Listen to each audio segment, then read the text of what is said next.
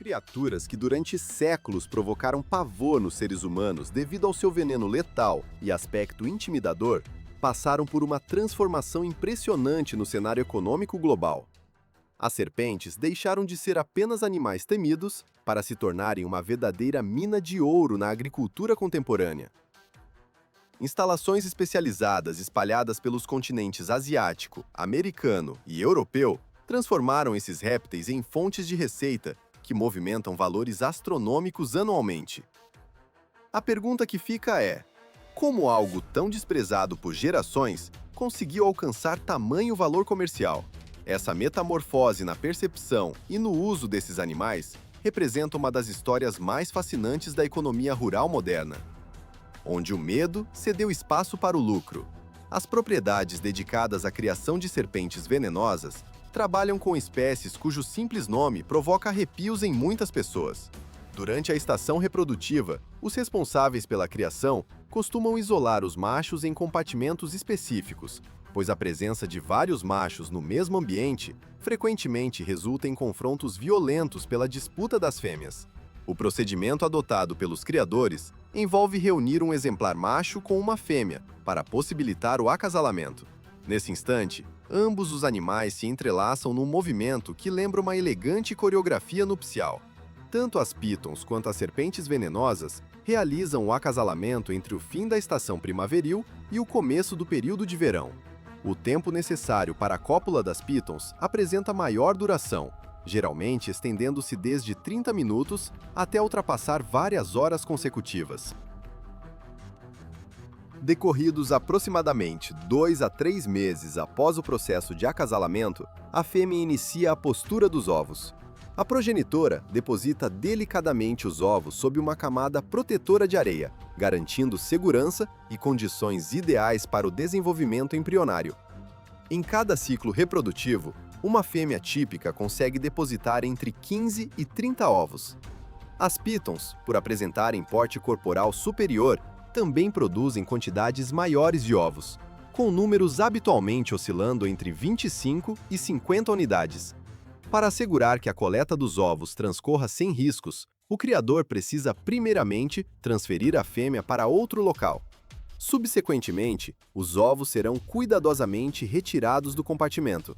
Ovos que apresentam qualidade inferior podem ser facilmente identificados visualmente e são descartados de imediato. Os ovos recém-depositados possuem uma película mucosa, que faz com que grudem uns nos outros quando essa substância seca completamente. A fêmea retorna ao seu recinto original somente depois que todos os ovos foram completamente coletados. Adicionalmente, os profissionais podem recorrer a instrumentos especializados para realizar a coleta dos ovos com maior precisão. O fundamental nesse processo é manipulá-los com extrema delicadeza para prevenir qualquer rachadura na casca.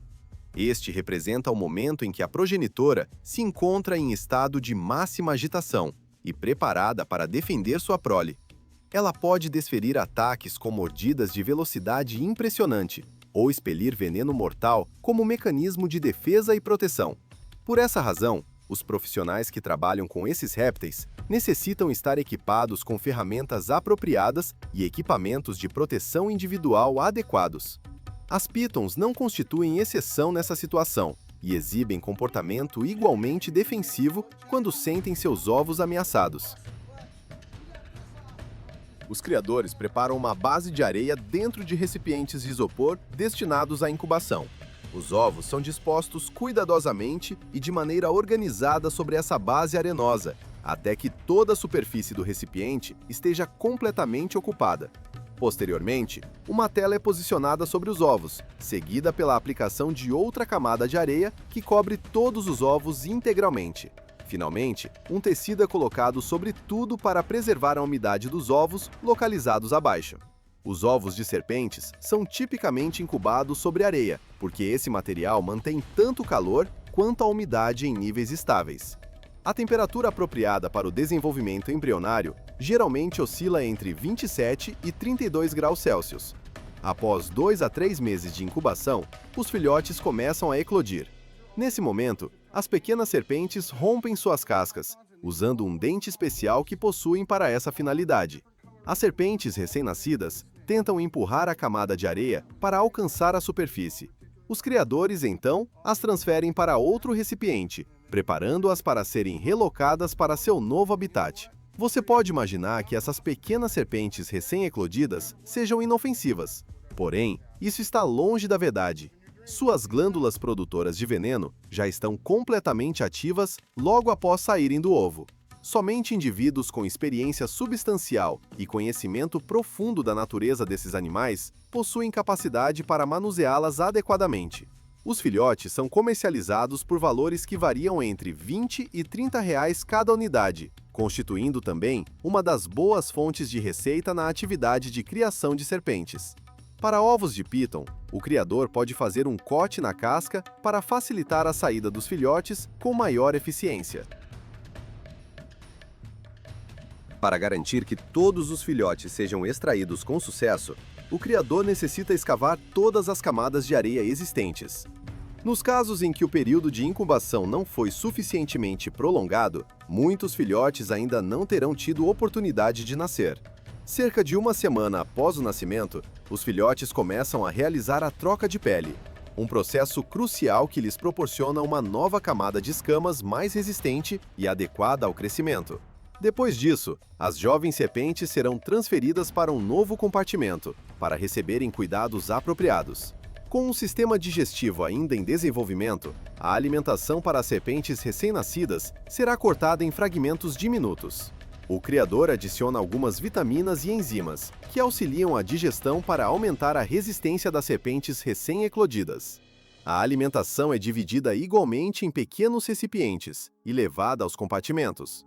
As serpentes rapidamente detectam o cheiro da comida e rastejam para se alimentar.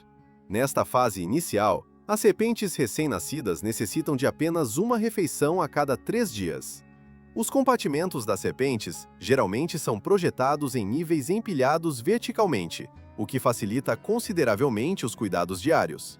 O recinto é dividido em numerosos compartimentos pequenos, com portas confeccionadas em madeira e tela metálica. Cada porta do compartimento também é equipada com um sistema de fechamento para facilitar a abertura e o fechamento, além de garantir segurança máxima. Toda a área do recinto é completamente vedada para impedir que as serpentes escapem para o ambiente externo. Cada recinto desse modelo pode abrigar de 200 a 400 serpentes. Construir instalações para serpentes também representa um investimento significativo que o criador deve realizar. No entanto, esse tipo de compartimento coloca as serpentes na mesma altura do cuidador, o que pode representar perigo durante as atividades de manejo. Alguns criadores utilizam recintos subterrâneos, semelhantes a estruturas de túnel. Esse tipo de instalação garante segurança superior e também atende às condições de temperatura fresca e escuridão que as serpentes preferem. A temperatura apropriada para criar serpentes é mantida em aproximadamente 30 graus Celsius. Quando a temperatura cai durante o inverno, o criador estende lonas plásticas para manter as serpentes aquecidas adequadamente. Se a temperatura cair excessivamente, lâmpadas de aquecimento também se fazem necessárias. Adicionalmente, o recinto é equipado com um sistema de ventilação para garantir a circulação adequada de ar. Na natureza, as serpentes vivem principalmente em tocas naturais ou em buracos previamente escavados por outros animais. Esses são abrigos ideais para se esconderem, descansarem e se reproduzirem. Diferentemente das serpentes venenosas, as pitons geralmente são criadas em espaços abertos. Quando mantidas em grandes áreas, elas crescem adequadamente e não ficam estressadas pelo confinamento excessivo.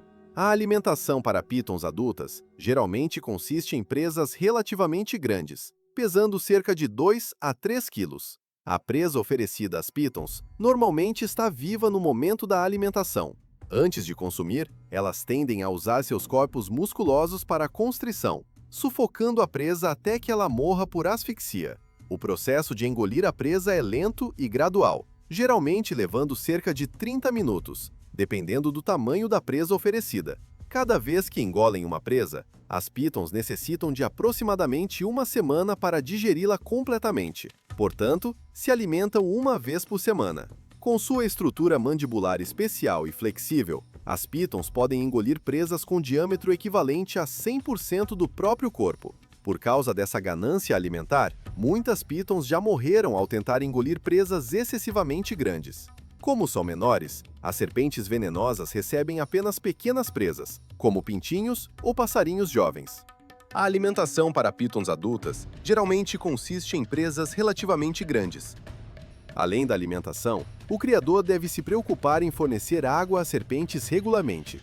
Ele pode usar uma mangueira para borrifar água diretamente na área do compartimento. Isso geralmente é feito durante o verão, permitindo que as serpentes bebam água e ajudando a resfriá-las durante períodos de calor intenso. Também ajuda a limpar a sujeira acumulada no compartimento. Para as pitons, devido ao seu grande tamanho corporal, movimentá-las não é tarefa fácil. O criador precisa trabalhar arduamente para levá-las para fora para tomar banho e beber água adequadamente. Antes de iniciar a criação de serpentes comercialmente, o criador deve notificar as autoridades responsáveis pela vida selvagem. Após atender aos requisitos relativos aos compartimentos e cumprir os compromissos relacionados à atividade de criação, o criador recebe permissão oficial para manter as serpentes e fica sob supervisão das autoridades competentes durante toda a operação. Para crescer adequadamente, as serpentes precisam passar pelo processo de troca de pele regularmente.